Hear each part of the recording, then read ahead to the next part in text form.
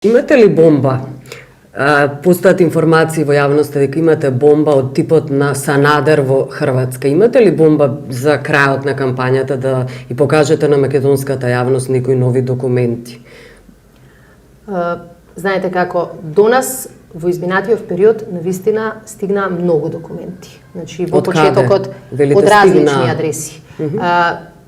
Еден дел од јавноста, јас претпоставувам и луѓе внатре во институциите кои ми е преку глава од тоа што секојдневно го гледаат, видоа дека не калкулираме.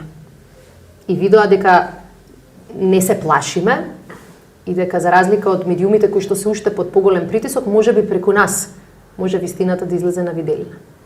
И стига, не можевме сите да ги искористиме, затоа што времето е ограничено, а медиумскиот простор е уште повеќе. А затрупани сте со документи? Сега, да не бидам толку визуелна во кажувањето, има документи.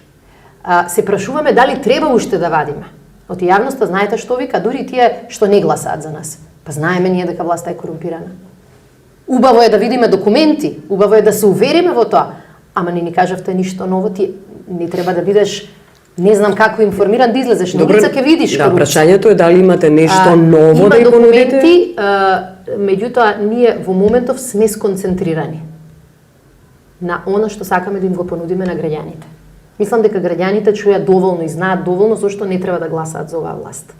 Она што треба ние повеќе да го сработиме и зошто треба да го дадат гласот за една нова програма, за еден навистина нов тим, нова екипа на луѓе и на еден нов пристап кон тоа како да ги решаваме политичките проблеми во Македонија. Со Стево Пендаровски тргнавме. Имате документи за државниот врв? Па сите документи се за државниот врв.